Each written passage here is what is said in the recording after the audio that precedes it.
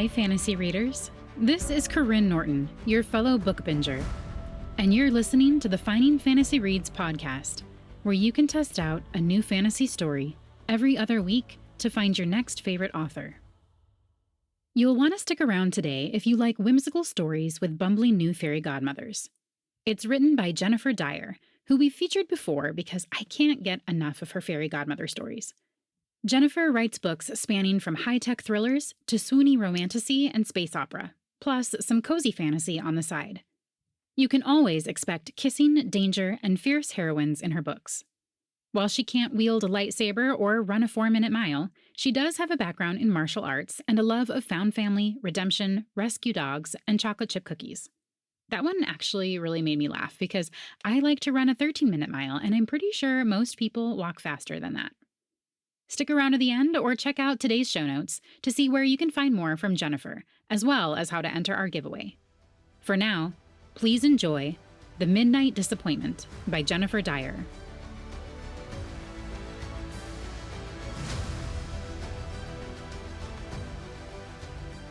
Chapter 1. Working at Penelope's Potion Emporium had taught me 3 things. Love potions pair best with chocolate. Crafting spells for fairy dust required delicate wand work. And Penelope Honeydew never did her own work, which is why she hired me. I cast a Tell Me the Time spell with a flick of my wand. 5:45. Only 15 minutes until the shop closed, and I could get ready for Brock Marzipan's Valentine Ball. My dress hung in the back room, so I could leave directly from work. It would be my first night off in months. I planned to dance it away with super cute and super successful Brock. Between my gorgeous scarlet ball gown and my super sincere smile. What? I do smile occasionally. Anyway, tonight was my chance to convince Brock and his growing candy empire to go into business with... Excuse me. A customer held a box of love potion chocolates under my nose. Are these guaranteed? I blinked, and the fairy came into focus as my daydreams evaporated. Sigh. She had thick glasses that gave her owlish eyes, and her youthful voice belied the deep wrinkles covering her face. Note to self, don't forget sunscreen. I cleared my throat. All our love potions are from our novelty line. I pulled my wings in tight to squeeze past a display of anti-aging fairy dust and led her to the shelf stacked with red-boxed love potion products that included chocolates, candles, and more. Penelope's potions were so weak they had almost no effect, but that didn't stop fairies from buying. According to Penelope, hope sells. The customer fluttered her wings, shaking the box. But do they work? I gave her a practiced smile.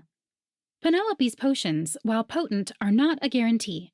If a true love connection isn't made by midnight, the spell wears off. Gah, I hated that bogus sales pitch. But I had bills to pay, and Hidden Woods' job market had taken a downturn since the pumpkin disaster at the Queen's last ball. The customer pursed her lips, and wrinkles almost swallowed her eyes. But I want a guarantee. Don't we all? My own track record with love was more like a train wreck. It'd be nice to have something foolproof. She chewed her lip, pointing to the chocolates.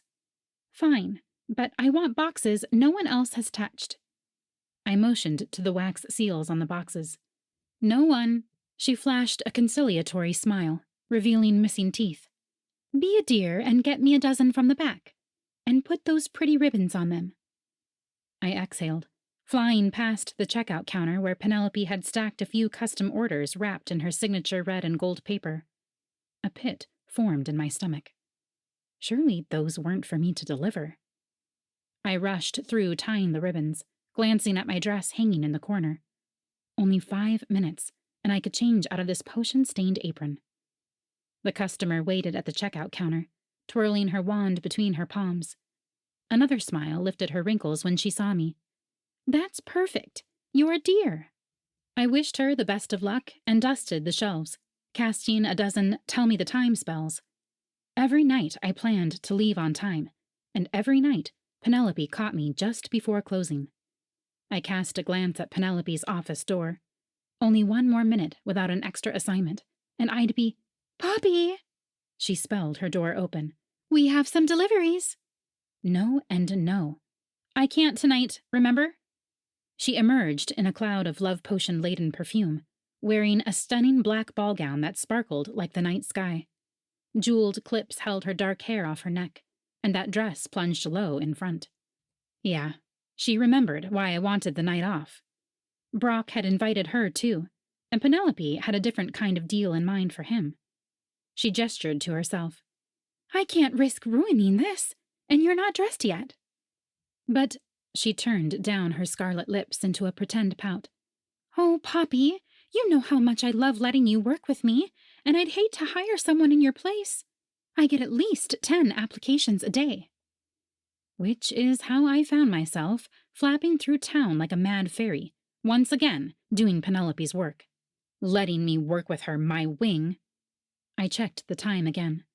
The deliveries had taken me across town and back, and there'd been the mishap with that tree on Tulip Way. But no one had gotten hurt, except me, and I'd put all the chocolates back in the correct boxes. I was sure of it. Mostly sure. But this wasn't the time to get caught up in details. If I hurried, there might still be some dewberry chocolate creams left at the ball. I could only hope Brock was still sober enough to hear me out. It was already past 8, and I still had to get ready. Panting and a sweaty mess, I rushed into the shop. I did my best to spell myself together and tossed on my dress. The red satin contrasted perfectly with my light hair. I couldn't resist twirling, marveling at the way the bottom fluffed out. I felt like Cinderella on the night of the ball. From somewhere in the folds of my dress, a note fluttered to the floor. It had only one word written in Mom's shaky scrawl. Enjoy. My throat got tight. When I'd first received the ball invite, I'd tossed it aside. I couldn't afford a dress on my tiny salary, not with all our other bills. But Mom had pulled the invite from the trash, and though she refused to tell me details, she'd apparently called in a huge favor to get this dress and the glass slippers that now shone on my feet. I applied a second layer of lipstick, nodding at my reflection. I'd been working on some potions of my own at home. At the ball, I planned to dance with Brock and pitch my business proposition. If he and his candy stores were interested in partnering, maybe I could finally quit this job and open my own shop. Tonight was the night. With one last glance in the mirror, I darted out of the shop, only to crash into the chest of a police ferry. Chapter 2. Of all the police detectives in Hidden Wood, it had to be Tiger Sagelake. I hadn't seen him since he left for the academy. His chest had broadened, and he'd obviously been lifting heavy stuff to get those defined muscles. Not that I cared, or would ever care again. He'd made his choice, and I was fine with it. The police station was located in a low building on the far side of Hidden Wood, past the Great Oak and Palace. It was a low-slung building, mostly built underground, which gave the interrogation room its oh-so-charming dungeon vibe. Tiger stood across from me, a table between us. His thick hair was short, and those expressive eyes seemed to be interrogating me without either of us uttering a word. Again, not that I cared. In fact, I had no need to look at him. Yep. I glanced around the plain room, skimming past the scowling detective. Sadly, other than him, there wasn't much to look at. Only a couple stools and a long mirror broken up by the gray stone walls. He pinched the bridge of his nose. Take a seat. I smoothed my dress, fluttering to stay off the sticky floor. Would it kill someone to mop? I didn't want to think about what had caused that stain in the corner. I'm fine up here, thanks. I cringed at the last word. I had nothing to thank him for, unless it was the extra grams of ice cream weight I'd gained after everything. An older fairy fluttered in, carrying a box that looked too familiar. My stomach tied itself into knots. Oh, no. The box was about the length of 2 hands and wrapped in ornate red paper with lacy gold patterns drawn on it.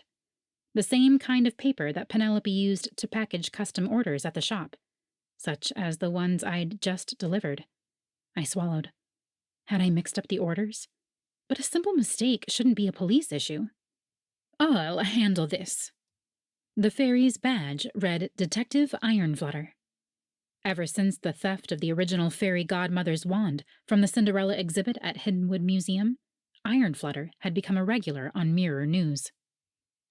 She'd been on the trail of her prime suspect, Ivory Winkleclover. Although rumors abounded of Ivory's whereabouts, no one had seen her since the night of the disappearance. Ironflutter slammed the chocolate box on the table. "Start talking." Tiger folded his arms, looking every bit as cold-hearted as the last time I'd seen him. I cleared my throat, flapping harder to stay aloft since my shaking legs wouldn't hold me if I tried. "What in all the woods do you want me to talk about?" My eyes were glued to the box. What had I done? Ironflutter jabbed a finger toward the box. "Start with this." I lifted a shoulder as if I was indifferent, but my heart was hammering and... dark spells. I was sweating. I took a long breath. All I needed was to show up to the ball with a sweat-stained dress. "It looks like a custom order from Penelope's Potions. We deliver them all the time." I tried to sound casual, but my voice cracked. "Can I get some water?" "No." Ironflutter slammed her fists on the table. "You can answer me." Tiger gave her a side-eye and slipped out of the room. Alone, Ironflutter seemed to grow larger. "I know you're in league with Ivory Winkleclover. Just tell me everything, and I'll have the FPA give you a deal." My mind fluttered in 100 directions. "What's an FPA?" "Fairy Prosecuting Attorney, and don't deflect." I coughed, my throat so dry it was like swallowing sandpaper. "I don't—" My wings snapped shut, and I hit the ground. The lights brightened, then dimmed. What are you talking about?" It'd been a simple mistake. Did this detective really think I was in league with some evil fairy? The door swung open again, and Tiger returned with a large glass. He slid it across the table. "Finn's teeth is." I stared at the lavender liquid. Bubbles rose to the top and popped like they hadn't a care in the woods. My eyes grew hot. He'd remembered it was my favorite. Ironflutter eyed the tea like she was going to knock it all the way to North Woods. I grabbed it before she could. My stomach was tight, but the liquid cooled my throat as I swallowed. The detective glared at Tiger. "This isn't a tea party, intern Sage Lake." He stood taller. "My rank is detective." "Only as of yesterday, and that can change." Tiger paled, but his face remained impassive. "Since this is still officially my case, I have some questions I'd like to ask the witness." Ironflutter sneered. "The suspect will remain in this room until she confesses. We'll be watching." She slammed out. Tiger settled onto a stool across the table and pointed me to the one opposite. I still didn't want to crease my dress, but my shaking legs and wings decided otherwise. I sank down. He nodded. "You look good." "Is this your way of softening me up so I'll confess?" His already arched eyebrows raised. "Do you have something to confess?" "Of course not." But my hands had gone full earthquake, and my underarms and temples decided now was a great time to bring on more sweat. Tiger's keen gaze took it all in. "Tell me about your day." My head spun, as if I'd been caught in a whirlwind, and I dropped my face into my hands. A sob escaped. "It wasn't my fault." Chapter 3. Tiger handed me tissues while I blubbered, my carefully applied makeover dust running off my face like a rainbow melting into mud. I swiped at my tears, the tissues coming away smeared black by mascara. Lovely. An officer burst into the room, rattling handcuffs. Tiger waved him away, but I let out another sob. His voice was soft. "Just tell me what happened, and I'll do everything I can to help you." "Like you did everything you could to stay before?" He grunted. "That was for your own good." My swirl of emotions found a target and swung toward him like a vortex drain. "You didn't even ask what I wanted. You just decided for both of us." "You couldn't have handled it, not after your dad." "Leave him out of this." "Oh, that's right. You never want to talk about anything. Just stuff it all down and pretend everything's fine, which I'm presuming is what landed you here." I stood. "You can't keep me, and I'd like my wand back." A glittering spell locked the door from the outside. Tiger cracked his neck and gestured to my seat. Neither of us is going anywhere until you tell me what happened. I sniffled. This was it. I'd lose my job and everything else. My mind fluttered to home. My mom, a shell of herself huddled on the couch, and the stack of Dad's medical bills that kept coming even after the funeral. If only I'd been there with the right ingredients to make a remedy before the poison. Come on, Poppy. Tiger's voice was soft. Tell me what happened. I shook my head. He groaned. Fine. I'll tell you what we know, and you fill in the rest. Bile rose in my throat. How could they know about it? Had anyone seen and reported me? He went on. You had 2 deliveries. One to Lulu Throckmorton, the intern manager over at Fairy Godmother headquarters, and the other to the chocolatier Dee Dee Butternut. How am I doing so far? Sparkly, like always. I sniffled, refusing to meet his eyes. Dee Dee's was supposed to be a love potion, and Lulu's some kind of pick-me-up. I shrugged. Penelope never gave me specifics, but why did he say supposed to be? He kept up his narration. You made your deliveries, and after that, Dee Dee disappeared, and Lulu has not been herself. My eyes snapped up. He'd said nothing about my accident, or the exploding boxes of chocolate. You were the last one to see Dee Dee alive, and Penelope swears the chocolates in this box, he pointed to the red package on the table between us, aren't the ones she made. My mouth opened, and my wings snapped. Penelope was trying to frame me for something? I've no idea what you're talking about. Dee Dee was fine when I left her. My stomach took swirling to a whole new level. I coughed, my eyes watering. They were accusing me of kidnapping? Murder? This was worse than losing my job. The room darkened and spun. My dress cinched tight, cutting off my air. I didn't. Then tell me what you know. There was no way out of this one. I swallowed. Everything was fine until I got to the tulip fields. At least, I thought it was. I was flying a bit fast. I had somewhere to be. His frown deepened. Why didn't you refuse to do the deliveries? Some of us like paying rent. My words jetted out like a defense spell. Ironflutter's voice magically piped into the room with a telephone spell. So you decided to get revenge on Penelope by framing her for murder. I stood, backing to the corner. Dee Dee's dead? I didn't know her well, but she'd always been nice. More tears sprang to my eyes. Tiger fisted his hand, glaring at the mirror, which was obviously one of those 2-way windows.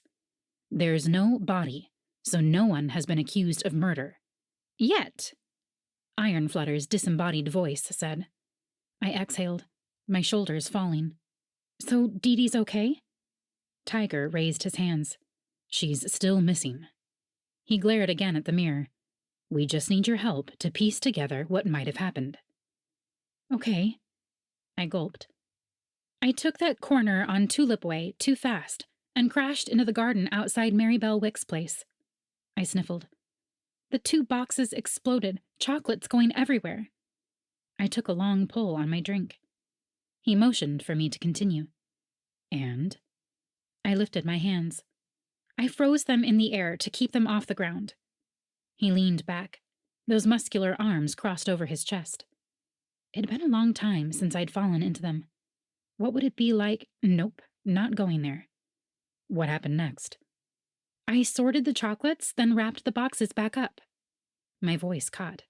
I put my head in my hands again. And then I wasn't sure what to do. I might have messed up. I sniffled. He leaned forward. By dropping them in poison? Don't be absurd. Didn't you hear the part about not letting them fall to the ground? He rubbed his forehead.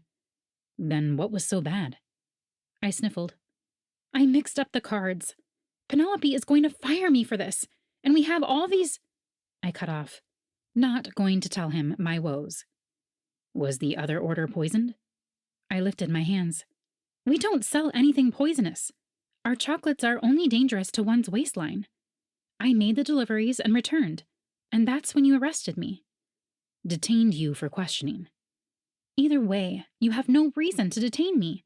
Penelope's the one you should be talking to. Ironflutter slammed back into the room. You were the last one to see Dee Dee, and you delivered the chocolate to Lulu. So you're stuck here until we figure out what happened to both of them. More tears sprang to my eyes. Tonight was my only chance to talk to Brock alone. It wasn't like we were close, and the only times I saw him were in the store.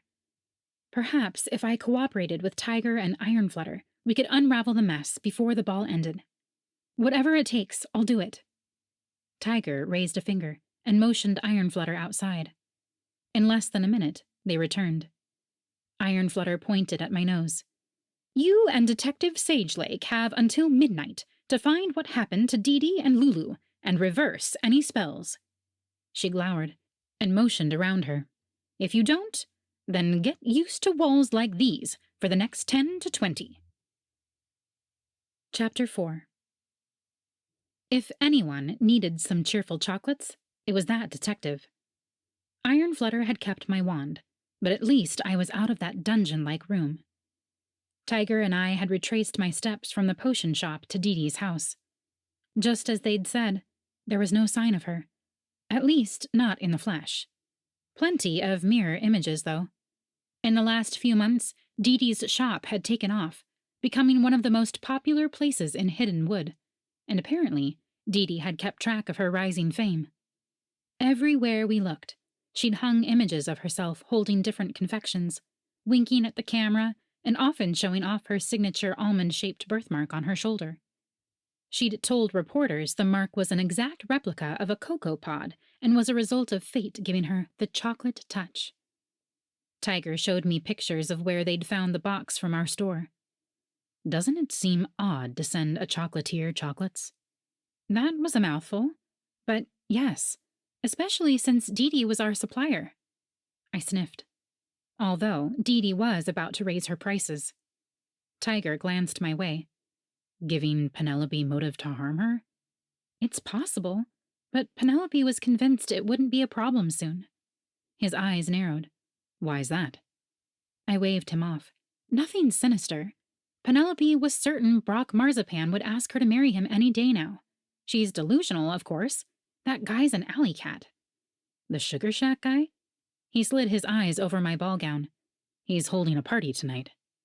I suddenly warm. It wasn't like I'd planned on hitting on handsome Brock, but that fairy could flirt with a brick wall. If customers were in the store when he showed up, he'd talk them into armloads of merchandise. Yeah, I got flustered when he turned his charms on me, but Penelope was the one who fell all over herself to get his attention. And she'd been taking a lot of long lunches. They're definitely involved, but I think she's more serious than he is. Tiger's eyebrows raised. So Penelope was planning to switch chocolate suppliers? I snorted. No, she's planning to live happily ever after with Brock's bank accounts. We searched the rest of the house, passing through bedrooms that looked unused and a deck with an inviting set of tables and chairs. She even had an atrium with her own wand-charging tree and well. Birds chirped in the trees, and a couple toads croaked back. The smaller toad was tan with a bunch of spots, giving it great camouflage in the greenery. The other one had only one spot, and was hopping around like a kid after 3 of Ginger Buttersnap's Kaboom sodas. Overhead, golden netting covered the courtyard, so the animals must have been pets. Tiger shook his head. Nothing out here. The toads and birds were getting louder. If she was here, she'd want to get away from all this noise. One of the toads chose that moment to leap at me. I screeched and darted upward, heart hammering. Some toads did mistake us for snacks. At least, that was the excuse they gave. It leapt again, tongue darting out. I barely escaped, my heavy ball gown slowing me. Tiger grabbed me and zoomed upward. You okay? I panted. Guess it was hungry. Should we feed it? We have less than 3 hours before midnight. He headed back into the house. Wait! I pointed down to where a sliver of red paper was caught in the bushes. That looks like one of our chocolate wrappers. Stay here. Tiger dove down, zooming between branches. The toad jumped for him. I squealed and swept down, clapping to get the toad's attention. It glanced my way, hopping toward me. I dodged, but crashed into a bush. My dress ripped, and my hair got caught on a branch. The toad leapt again, its ruby-red eyes wide and its maw open to swallow me. I screamed and scrambled to get away. A fist hit the toad's nose, sending it back to the ground. Tiger yanked me up, ripping a petal off my dress, but the toad was jumping again. We flapped furiously and zipped upward. I leaned against his arm, panting, "Thanks." Below, the toad was croaking like mad. Tiger glared down. "You speak toad?" "No, but I speak cat. If we see one, I'll be sure to give it this address." Tiger chortled. "Never knew Poppy Appletwist could be so savage." I shook out my torn skirt. "You do have a history of underestimating me." "That's not fair." I ignored him and zoomed inside to Dee Dee's huge kitchen. Tiger followed, studying the chocolate wrapper. "Think it might have any potion residue?" "It's possible." I zipped around, searching for something to protect the wrapper, and found 2 stacks of chocolate-filled boxes from Dee Dee's shop inside a cabinet. Tiger's eyes narrowed at the stack. "How much of this stuff does a person need?" He used his wand tip to flick open the tiny cards on the boxes. I started on the other side. He pointed. "There's one for Penelope, and another for Brock." He looked through more. "Do you have the guest list for the ball?" "My guess is she was planning to attend and bring these as gifts." The toad chose that moment to slam against the glass, still trying to eat us. I jolted, but was focused on a box with Lulu's name on it. It was empty, except for a card inside that read, "You're next." I elbowed him. "No idea about the guest list, but this one's for Lulu. Think she's at the ball?" Tiger cleared his throat. "Oh, she's there, all right." Chapter 5. You're next. The threatening message to Lulu kept rattling around in my head. Had Dee Dee faked a disappearance in order to somehow sneak up on and harm Lulu? Or did someone else wish to harm Lulu? Tiger had been silent on the flight over to Brock's mansion, and by the deep furrows across his forehead, he was every bit as concerned as me. Brock's estate was lit up by 1,000 fireflies buzzing in organized routines overhead. Bet he'd paid a pretty coin for that. Firefly dance troupes didn't come cheap.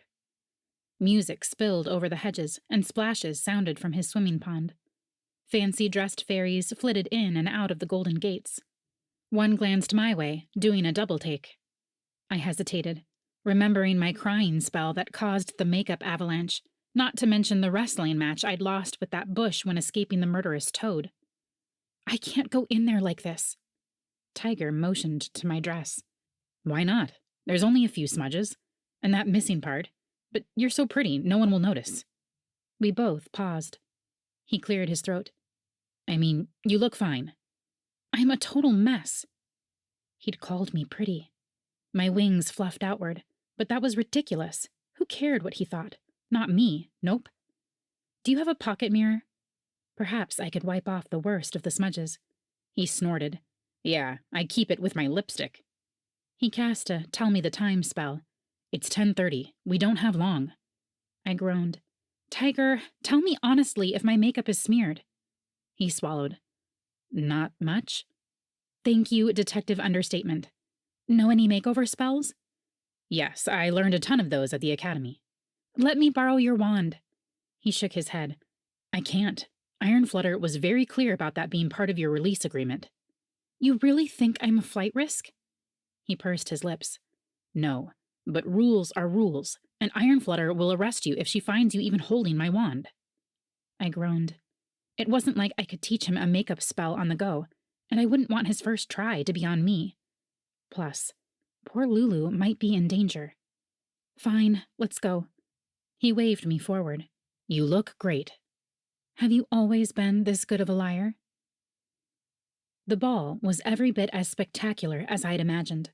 Hundreds of guests milled about the grounds, dancing, eating, and drinking. A fountain in front of Brock's house had been filled with bubbly twinkle spritzers. Fairies dipped crystal glasses in the cascading liquid, giggling and swooping in large loops overhead, spilling their drinks on the lawn and refilling them. One fairy lazed by, pausing when she caught sight of me. She said nothing, but zipped back to her friends.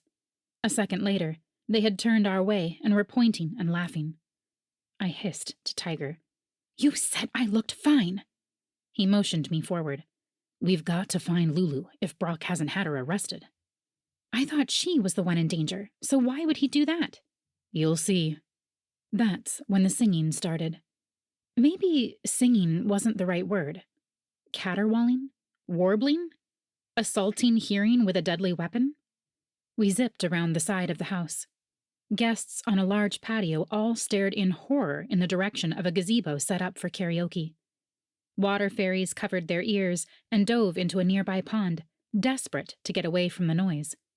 I pressed my hands over my ears. Sounds like we found Lulu. Chapter 6.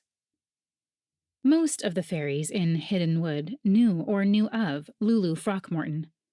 As manager of the Fairy Godmother Headquarters intern program, she was often featured in advertisements for FGH.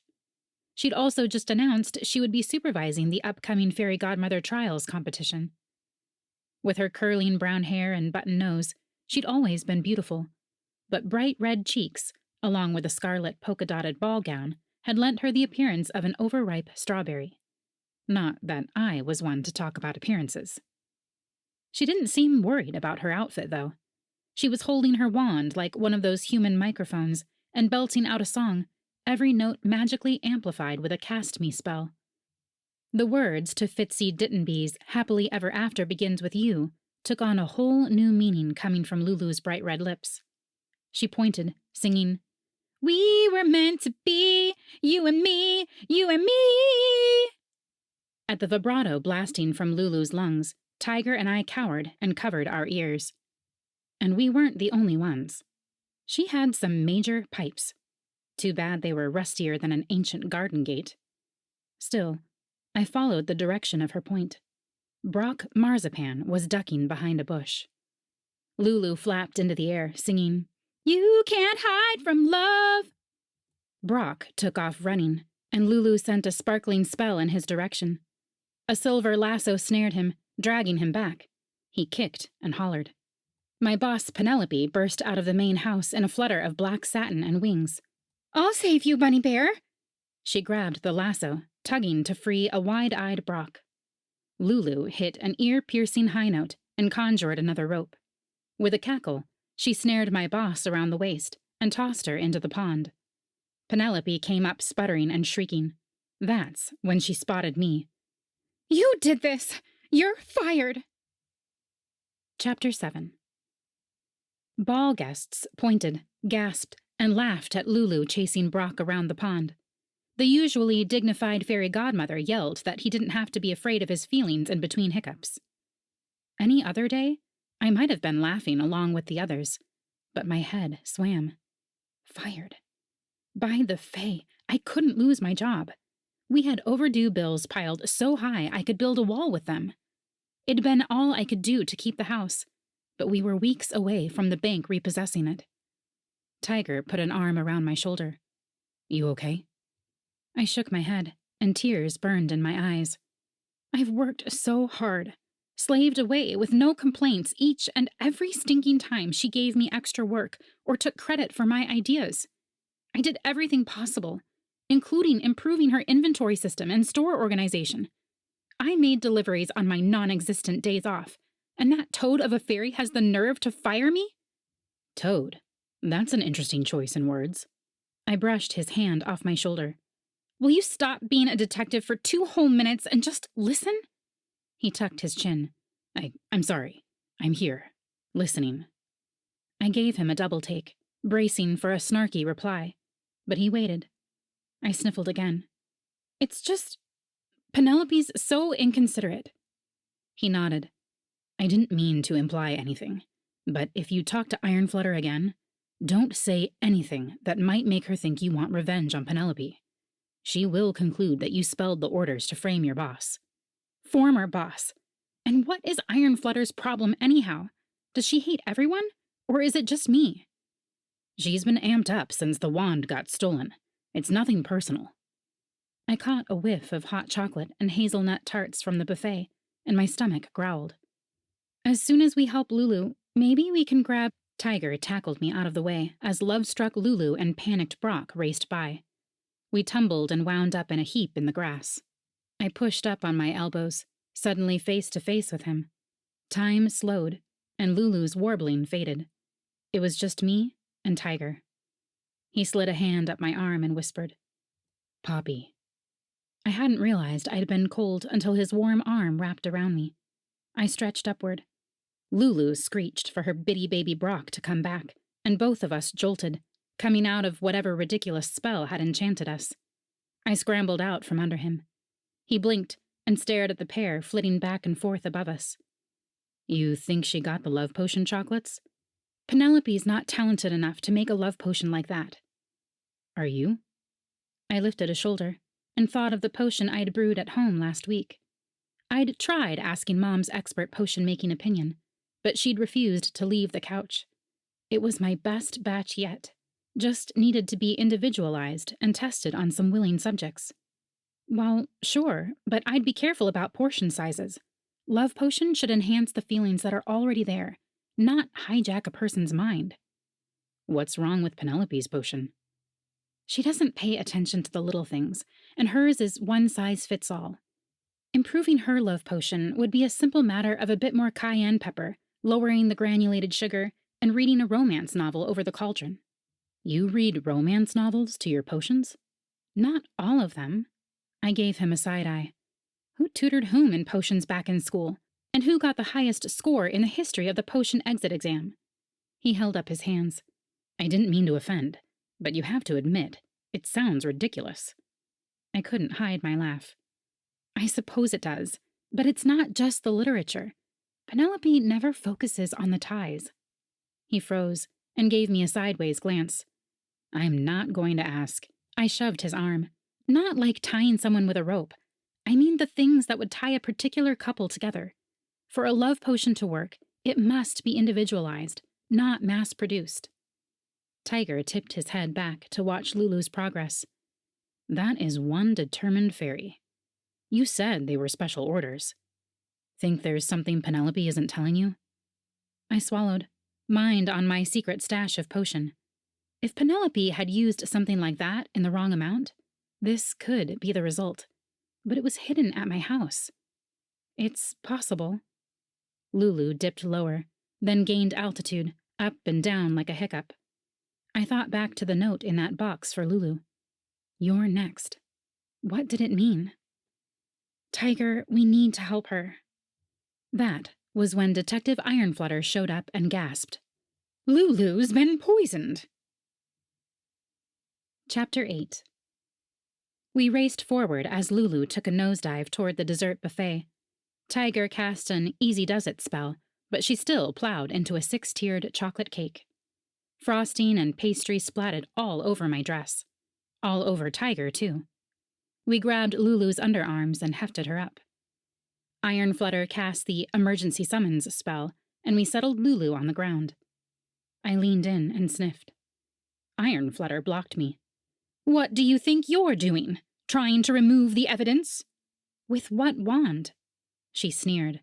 "Or maybe planting some?" "There's no pockets in this dress." The one flaw of the garment, aside from it being systematically destroyed over the last few hours. Lulu was still breathing, and she had a pulse, although it was thready. Tiger's eyebrows bunched together. "You think she had too much to drink?" I shook my head, sniffing again. It was hard to get past all the chocolate and grass scents, not to mention the perfumes and colognes of the people crowding us. "Tell everyone to get back." Ironflutter had fallen to her knees beside Lulu. She patted the fallen fairy's face. "Lulu? Lulu, please!" Tears bubbled in the otherwise gritty detective's eyes. "Hey," I spoke in the softest voice I could manage. "Let me see if I can help her." Tiger barked orders for everyone to get back. The words, "Help will arrive in 2 minutes," lit up overhead, part of the ESNN, or the Emergency Spell Notification Network. I leaned in close to Lulu, trying to ignore Ironflutter's constant glare. "I'm getting notes of cacao, cardamom, cayenne pepper, vanilla, cinnamon, honey, lemon, and vinegar, mustard, and celery." I sat up straight. "That's strange. The scent is off for Penelope's love potion." But some of those ingredients were prominent in my love potion. Tiger kneeled beside us. So she ate some cookies and barbecue. Who cares? I need your wand. Ironflutter caught my hand. Not so fast. I know your kind and the tricks you pull. No wands. Tiger made a low noise. I faced Ironflutter. I can help her. Unless you can cast a Now You See It spell specified to reveal potion ingredients and food interactions. She made a face, but motioned to Tiger. Hand over your wand. She pulled out her own, pointing it at my throat. And if you so much as twitch in the wrong direction, you'll wish you were headed to jail. Thanks for not making this more tense. I focused my spell on minuscule details. My mind filled with images of tarts, fruits, chocolate, petite fours, and bacon. No. I shot upright. Dark spells. She mixed bacon and a love potion. That's like swimming right after you eat a heavy meal, and... I focused again. The chocolates she got from us were tainted with a powerful love potion, much more powerful than the kind Penelope can mix up. I stared at my dress, thinking of the cost of such a fine garment. Mom hadn't spoken to most of her friends since the funeral, so who would owe her a favor of this magnitude? But I knew someone who might come to Mom for a real love potion to sell in her chocolates. My heart thumped in my ribcage. That might mean... What? Ironflutter grabbed my shoulder. Spill it, or I'll cast a Tell Me No Lies and squeeze it out of you. I blinked at the detective. You have some serious problems. You're about to have problems if you don't fess up. What poison did you give her? I exhaled. It's not poison, but Penelope might have gotten some of my love potion and put the wrong dose into the chocolates. The love potion you poisoned? Tiger let out a growl. For the last time, Ironflutter, Poppy didn't poison anyone, so shut up and let her work. Ironflutter's mouth snapped closed. Tiger lifted his chin to me. Is she in danger? I nodded. Bacon and an overdose of love potion can have adverse reactions, especially in the presence of mustard. We have to reverse the effects immediately. I tossed his wand back and pointed at the hot chocolate cart. She needs pure sugar, and lots of it. Absolutely no salt. Tiger pointed his wand, and a bag of sugar shot toward us. Together, we sat Lulu up. I patted her face, trying to pour a bit in her mouth. She's too far gone. The only reason she held on this long was that her diet mainly consists of desserts. Tiger waved his wand at the hot chocolate cart again, and an entire carafe of hot liquid sailed toward us, along with a mug. Good thinking. I dumped sugar into the cup, and he poured hot liquid on top. Together, we got Lulu to drink the sludgy cocoa. Her eyes opened. They were red-rimmed, but narrowed and furious. Detective Ironflutter clutched her wand. Lulu, who did this to you? Lulu pointed at me and said, Ivory Winkleclover, then passed out again. Chapter 9. If it were possible, the interrogation room was gloomier than before. Tiger had told Ironflutter about the note we'd found, but because of Lulu's accusation, Ironflutter had immediately jumped to the conclusion that I'd planted the threatening message to take suspicion off myself. Why had Lulu pointed to me when she'd said Ivory Winkleclover did this to her? I had nothing to do with that fairy's wand-stealing spell-casting schemes. The harsh detective leaned over the table, flapping her silver wings, pointing at me. We found traces of a spell on that wrapper from Dee Dee's, and the only set of prints on that note to Lulu were yours. Because I picked it up to show Tiger. Which you did to give yourself an alibi. She narrowed her eyes. You obviously met up with Ivory and had her curse the chocolates. Or maybe you owed her a favor and tipped a potion over the chocolates before delivering them. I groaned, but it was Tiger who spoke. She saved Lulu's life. If it hadn't been for her, Lulu could have been gone before the emergency healers arrived. Ironflutter gripped her wand. Then maybe you are Ivory in disguise. She'd know how to reverse the effects of her own potion. She aimed a spell at me. Tiger yelled, No! But it was too late. A bright light covered me, heating more with each second. I screamed, falling forward. I registered thumps and shouts. The lights winked out. Then nothing. I let out a sob. Hello? No one answered. What had that toad Ironflutter done to me? I let out another sob. My whole body hurt, and everything was hazy. Was I blind? I blinked and turned in a circle. There. A light glowed under the door. So maybe my eyes weren't the problem. Was I still in the interrogation room? Or had they moved me? And what was I supposed to do? I'd been fired. I thought of the potions I'd brewed at home. What if I was right, and Mom had sold my inventory to Penelope? Or worse, sold her the rights to my recipe? Dark Fae, we'd be finished. I sank to the ground, surrounded by the ruined dress, a metaphor for the rest of my life. I fingered the soft petals, knowing the truth was as plain as the birthmark on Dee Dee Butternut's arm. Mom had sold my potion to Penelope and used the money to buy this dress. That could make me culpable in the mess with Lulu and Dee Dee. I dropped my head into my hands. Why hadn't Mom told me? Not only had she done this behind my back, but I'd never have spent that money on a garment. We could have paid off at least one creditor. And now? Mom would be on the streets, and I'd be in jail. Another sob hit me. Surely it was close to midnight. We'd reversed the potion for Lulu in time, so I hoped she'd have no lasting effects other than a drilling headache and a bad case of embarrassment. But what about Dee Dee? Where was she? And what about Tiger? Ugh, this was just like before. The memory of when he'd told me he'd enrolled in the academy still pressed on my chest like the weight of a giant pumpkin coach. He'd come to my house late that night. I don't think you can handle it. We don't know until we try. Your dad died in the line of duty, Poppy. What kind of fairy would I be to put you through that kind of pain every time I went to work? It would be too hard. You don't know that. You don't get to decide how I feel. He'd shaken his head. I'd pleaded. Then do something else. We love each other. Being together is what matters. Being a cop is what I've always wanted. It's who I am, who my dad is. I'd grabbed his hand. Just because your mom left doesn't mean I will. He'd refused to listen and hadn't looked back. And once again, when things got difficult, Tiger Sagelake had left me behind. I picked at a rip in the dress, and my mind went to Dee Dee. Wait, what had I thought a moment ago? Plain as Dee Dee's birthmark. I shot up and shouted, feeling around the stone walls for that mirror and pounding on the smooth surface. I know where Dee Dee is! Someone, please, let me out! We can save her if we go now, but we need a remedy potion. The door banged open, and the lights flashed on, revealing Tiger. He looked a mess. The side of his face was red, like he'd taken a punch, and his uniform was gone. He'd changed into a black t-shirt and dark trousers. How about we get out of here? I fluttered to my feet. What happened to you? He handed me my wand. Just some administrative negotiations. Come on, I made bail for you. I gasped. I've been arrested? It won't stick, but let's go while we can. That didn't sound good, but I needed to focus on the important.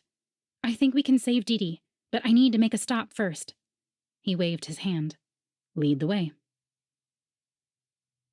Chapter 10. I sent a mirror message for Mom to meet us at Penelope's. I wasn't sure if Mom would come, or about the ethics of using Penelope's potion ingredients, especially after she'd fired me, but a life was at stake. Tiger and I slipped inside the shop. I'd explained on the way that we needed to make a remedy to save Dee Dee from permanently becoming a toad. He rubbed his forehead. What makes you think the toad is Dee Dee? Toads often have spots, and that jumpy one at her house had only a single spot, just like her birthmark. How sure are you? 90%. But the potion won't hurt the toad if it's not Dee Dee. We have to try. I pointed out ingredients for Tiger to grab.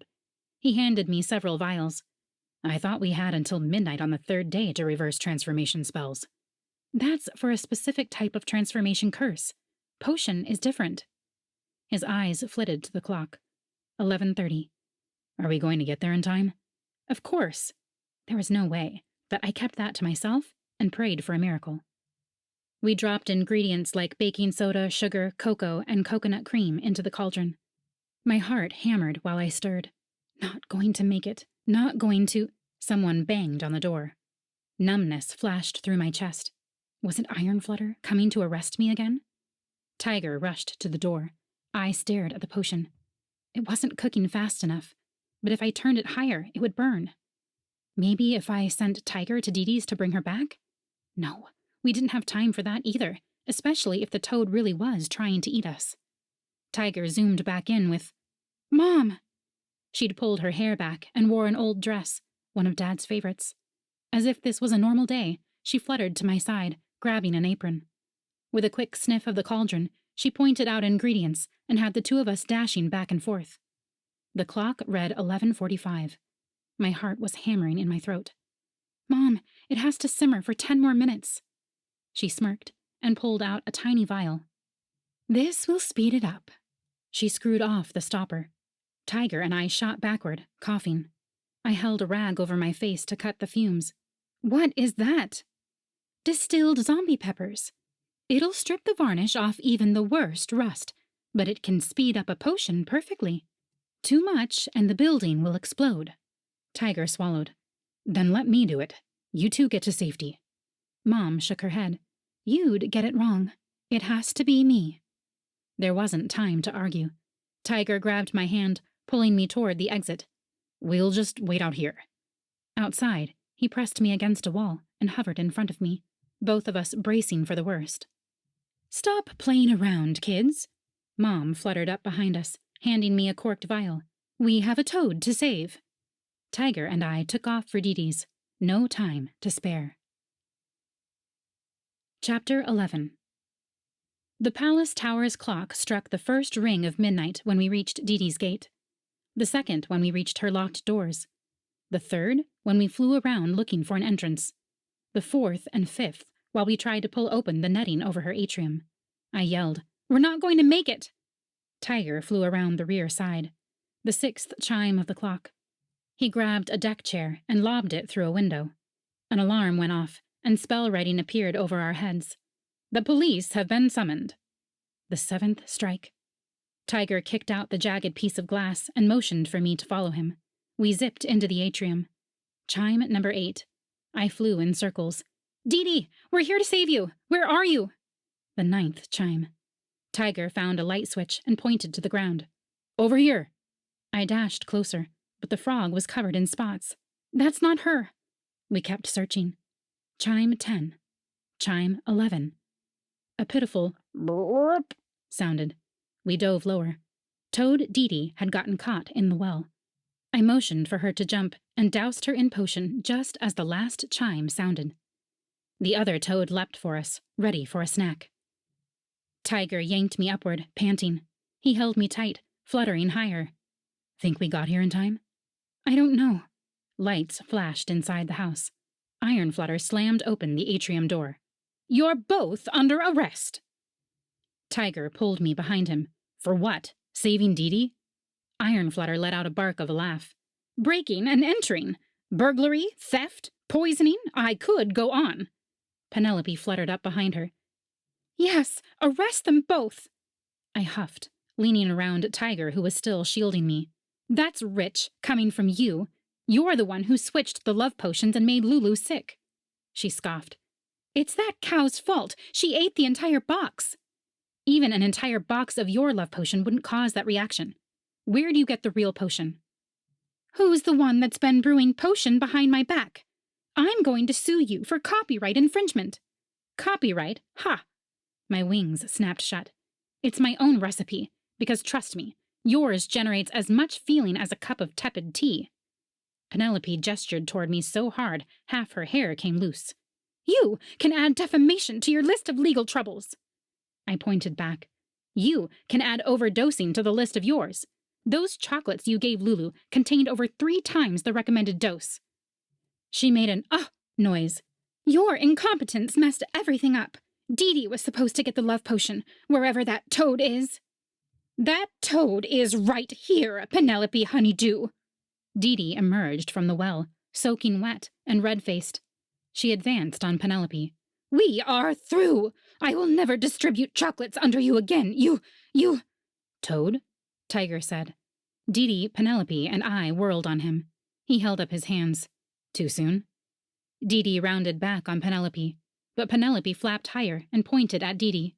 "She's the one who ordered those chocolates for Lulu." Ironflutter hissed air through her teeth, focusing a snarl on Didi.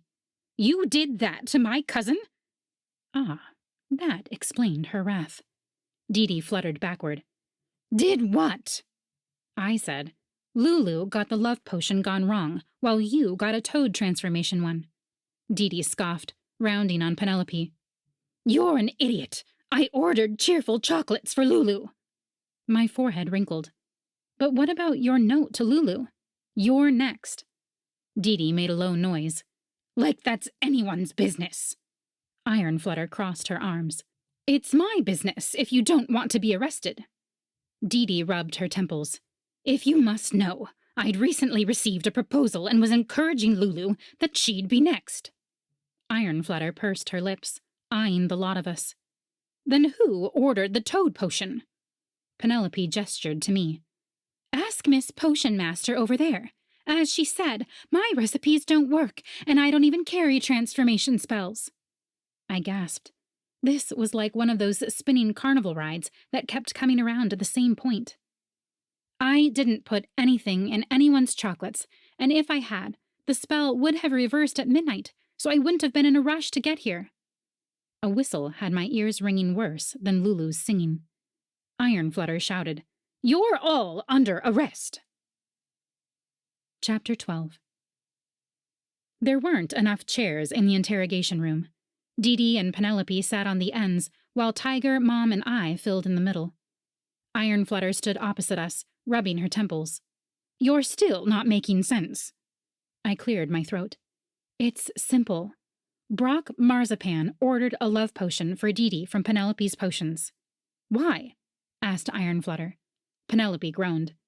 "Because that idiot wanted to make her fall in love with him, so he could merge his sugar store with her chocolate empire." Didi gasped. "So that's why he proposed, that rat." It was Penelope's turn to gasp. "He asked you to marry him?" I wasn't letting my former boss off easy. "But you switched the love potions. You infused Didi's truffles with my more potent one, and at 3 times the recommended dose." Didi let out another gasp. "So you were trying to poison me?" "Don't be so dramatic," Penelope said. "I merely wanted you to make a fool of yourself at Brock's ball." "And why would you do that?" Ironflutter asked. "Isn't it obvious?" I asked. "Penelope's in love with Brock." Penelope huffed. "Fine, it's true. Are you happy?" She wiped a tear. "I just wanted him to see I was the better choice." Mom let out a low sound. "He'd make a good toad." Ironflutter gave Mom a stern look. "That'll be enough of that, Kelsey." Mom motioned for her to continue. Ironflutter tapped her wand in her hand. "Then who ordered the toad chocolates?"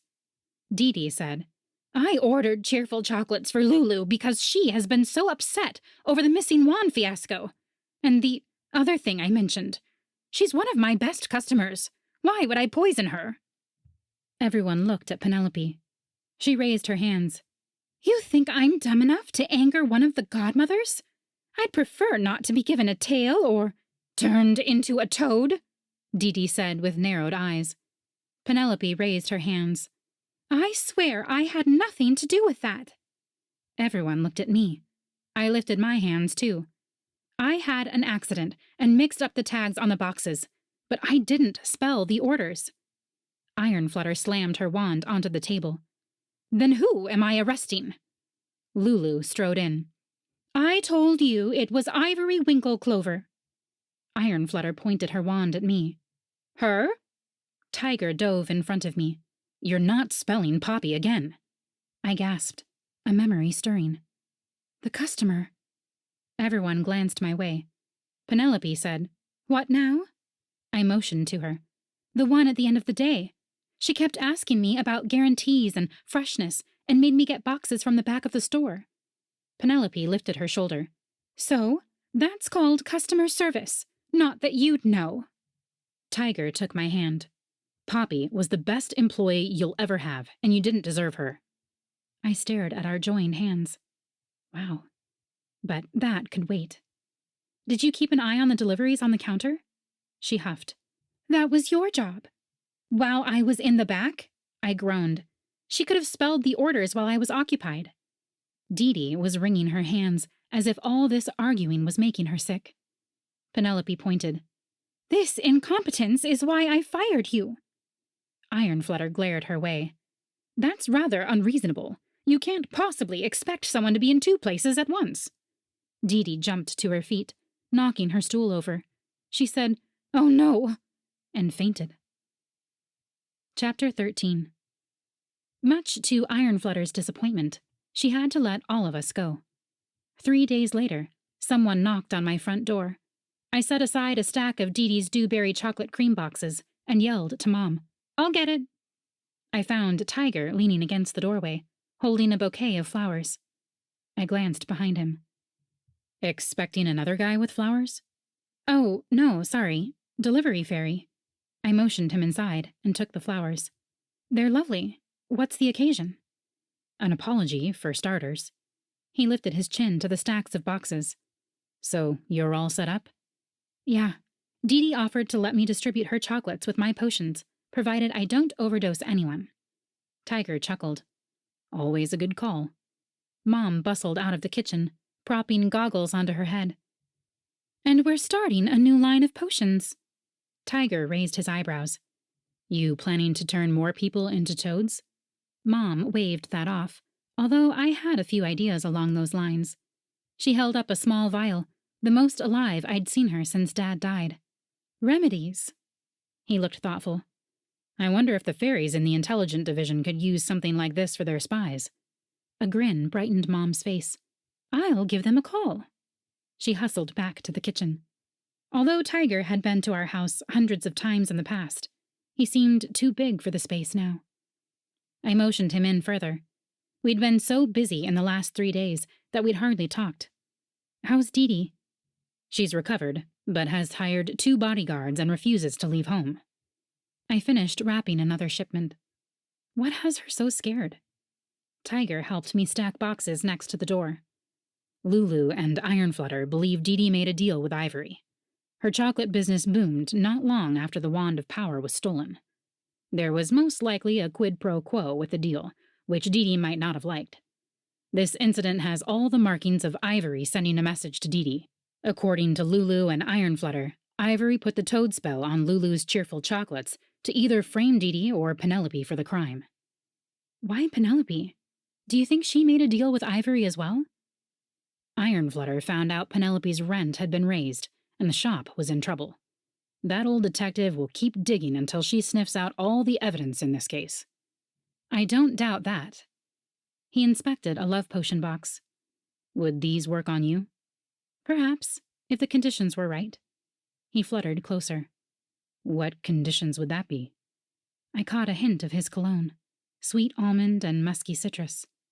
He shifted closer, only millimeters away. I had to tip my head to look up at him. Were you wanting to make an order? Think I need them? Depends on your situation. Why don't you tell me about it, and I'll give you my professional opinion. He laced his fingers into mine. You see, there's this amazing fairy. She's everything I ever wanted, but I was an idiot a few years ago. Tingles and shivers followed the trail of his fingers to my shoulder. Tell me more about your idiocy. The depths of my stupidity are too deep to mine, but I was scared. He leaned down. I stretched up, so close. And now? And now I hope I can spend the next several weeks. I cleared my throat and gave a slight shake of my head. Months, I meant. Months making up for it. If she'll have me back. He leaned even closer. My heart took off, and my eyelids fluttered closed. So, what's your question? Do I need a love potion to make her fall in love with me? Do you love her? He pulled me into an embrace. Always. I love you always, Poppy Appletwist. Will you take me back? I pressed my lips to his. After a long, delicious moment, he pulled back. So, about that love potion? Shut up and kiss me again. As I held him close, I knew this was the permanent kind of magic that wouldn't wear off at midnight. I fluttered higher and whispered, I love you too, Tiger Sage Lake.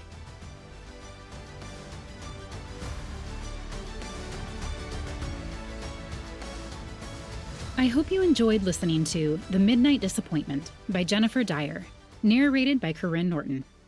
If you want to read more by Jennifer, go to jenniferdyrbooks.com to find more of her books. If you enjoyed this story in particular, you can sign up for her newsletter to grab more of her cute fairy godmother in training stories. But if you're in the mood for something with higher stakes, you can also grab her latest high-stakes hacker thriller, The Donor. I'll have a direct link for it in the show notes. Don't forget about this month's giveaway with tons of great books from our current and past featured authors. You can enter at findingfantasyreads.com/giveaway. As crazy as it sounds, I'm already booking stories and authors for January. So if you've thought about applying or suggesting a story for us to feature, don't wait. Check out the contact page on the website where you can find an application form for authors as well as a contact form for readers. You'll find both at findingfantasyreads.com/contact. As always, I will have links for any of the sites I've mentioned in the show notes. Thank you all for listening, and happy reading.